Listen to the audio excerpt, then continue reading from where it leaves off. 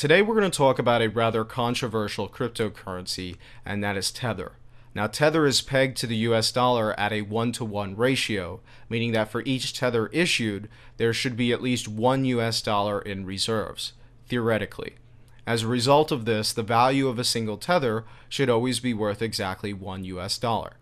Now, what is the primary use case for a cryptocurrency like this? Well, imagine that you're an exchange that accepts fiat currencies. You're likely going to have to go through a number of different regulations in order to do so. And in addition to that, at any given moment, say the US government could say that they no longer want you to use the US dollar on your exchange.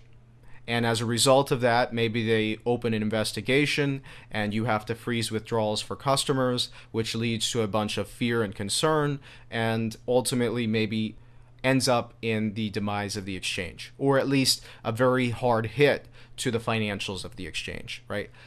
That is not beyond the realm of possibility. So Tether comes to the rescue here in that it is not actually the US dollar, but it behaves the exact same way, meaning that you can use it to exchange with all of the different other cryptocurrencies that you see here that cannot directly be bought with fiat currencies. Okay, so that's the argument for Tether. I just briefly want to mention here that even if Tether is legitimate, meaning that for each of these Tethers that are actually issued, there is in fact one US dollar in reserves, which you will see in a moment here, there is a large concern as to whether or not that is true. Even if it is true, I want to point out that if the US government has an issue with exchanges using fiat currencies, they will go after Tether as well. They are going to see that basically exchanges are using Tether as a complete substitute for the US dollar. I mean, Bitfinex even just calls it the US dollar, right? Or they call it USD, they don't call it USDT. And they're just going to go after Tether. So all the exchanges are doing is they're outsourcing their risk over to Tether Holdings. Just want to point that out here. So the punishment here will go to Tether, and anybody who holds Tether might get hit by this. If the US government, for example, says that it is illegal for you to issue a cryptocurrency that is backed by the US dollar, only central banks could do that, right? They could rule that sort of a thing. So just keep that in mind. Even if Tether is legitimate, there is a significant regulatory risk here. Now let's move into the next reason why you shouldn't use Tether or should consider being cautious when you do use Tether. Now, the value of Tether does actually float, meaning that the market actually can assign it a value separate from $1. And you can see here that there was a huge dive in the value of each Tether as a result of an announcement that they made where they basically said that all incoming international wires to Tether have been blocked and refused by their banks. And what this basically means, or what the concern was by the market, is that even if they do have these US dollars in reserves, they're not actually going to be able to access them, which means that for any customers who want to exchange their Tethers for US dollars, they're not going to be able to do that because there's no payment channel in which to do so. So that's the first concern here, is that they have a huge banking problem, right? And this guy here named Bitfinex has been writing a number of different articles on Medium as well as Hacker Noon, and he talks about basically why he thinks that Tether is engaging in fraudulent activity. He talks about this lawsuit that they brought out against Wells Fargo relating to suspending outgoing wire transfers, and in that lawsuit they say that it would bring their business to a standstill. However, he's saying basically everybody dismissed it as not being a big problem, yet Tether themselves say that it is a big problem. Of course, you have to keep in mind with lawsuits, they're always going to use the most extreme language as possible to make themselves seem as if they are the victims. Of course, that's just natural, right? So I'm just going to bring out some of the most important parts of the arguments that he makes here. And this is probably the biggest one, which is that in their terms of service, they say that Tethers are not money, they are not monetary instruments, they are not stored value, and they are not currency. There is no contractual right or legal claim against Tether Holdings to redeem or exchange your Tethers for money, which naturally leads to some concern by people who have Tether, because at any given time they can be refused the right to exchange them for US dollars. And he also mentions this guy here, Bitfinex. He also mentions that basically the volume of Tether that's being exchanged for actual US dollars is pitiful. And I don't know if he shows that in this particular article. No, it doesn't look like he does. But He shows in a different article that basically very few people are actually able to move out of Tether, but of course plenty of people can move into it. Now, Tether made this update where they sort of address some of the concerns here by a lot of different users, as well as some of the allegations made by Bitfinex. They started off by talking about their banking getting frozen, and basically they said they're going to establish a global network of money transfer channels and sort of get around the fact that outgoing wire transfers from the US and a number of other places have been frozen. Now, they say, we believe at this time that it would be a mistake to be too forthcoming about the specifics of any particular money transfer solution, which is a little concerning that they don't go into detail as to why. But they say that basically large customers will be able to move money into and out of Tether because they can prove their legitimacy, there's no chance of money laundering, so on and so forth, so regulators aren't going to crack down on them, right? There's no real concern there. And as a result of this, those customers will able to uphold the legitimacy of Tether in the open market until they're able to establish this global network. Now, the other thing that bothered me about this particular update was their discussion of new Tether currencies. Basically, they want to issue out Euro tokens, they want to offer Yen tokens, and they want to offer Pound tokens, which to me, if you're having so many issues with the US dollar, why are you going to start issuing all of these other different currencies? In my opinion, it's a shady business practice because to me, it feels as if they're trying to take advantage of the fact that right now we are in this doubt situation where we don't know whether it's legitimate or not, but we still kind of trust them. So why not issue all of these other currencies, take advantage of the situation while you can, get the most amount of money out of this as you possibly can, and then it all falls apart.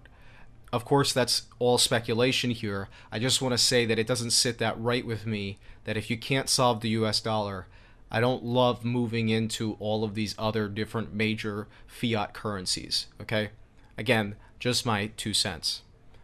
Now, towards the end of this update, they talk about some of the most important parts of what everybody was looking for, which is the audits, okay?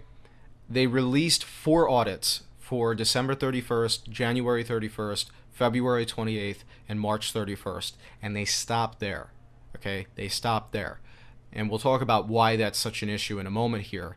But I have here the most recent one, which was the March 31st one, and you can see here that the value of their bank account that could actually be audited and verified is $44,771,061.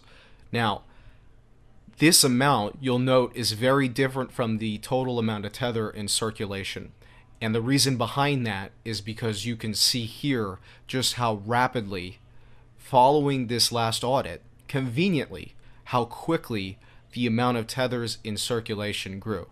I mean, look at this. I mean, this is truly just outstanding, right?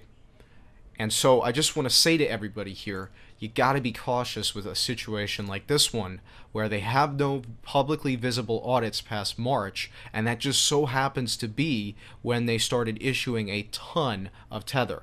Now, of course, that also happens to be when the cryptocurrency market took off, so you can make that argument as well. I would just advise caution.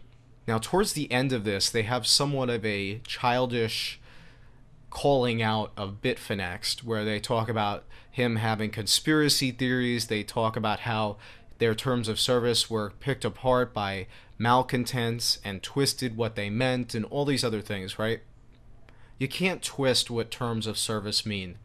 That's the whole purpose of having terms of service. They're supposed to be clear, and they are clear. They say that tethers are not redeemable for currency.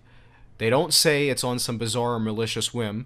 Okay, and Tether does come out here and say that basically there is a very good reason why they cannot legally say that they are all redeemable for currency, right? And that's basically there could be money laundering going on, there could be illegitimate people that are looking to use the Tether to basically cheat the government in a way, right? They basically move it through an exchange that's hard to track, and then they basically take that Tether and exchange it for dollars, and those are completely clean dollars, right? And there's situations like that that could happen where Tether is going to be legally viable unless they actually know who they're dealing with. So they say here basically we're going to make sure that we don't reject anybody We're not going to do it on a whim. We're not going to do it most of the time. 99% of the time, you're going to be able to exchange your fiat for Tether and vice versa. However, I just want to point out here that the language here suggests to me, when it's a professional statement, you wouldn't see Coca-Cola, you wouldn't see Apple, you wouldn't see Microsoft, you wouldn't see anybody like that say that there's conspiracy theories and malcontents. I mean, that is just, to me, that's the problem with the cryptocurrency field, is that the people who are in charge of these teams are completely unprofessional. They get too emotionally attached, and they make comments on Twitter or on Reddit or so on and so forth that are just completely childish. So just be cautious when you have teams like this.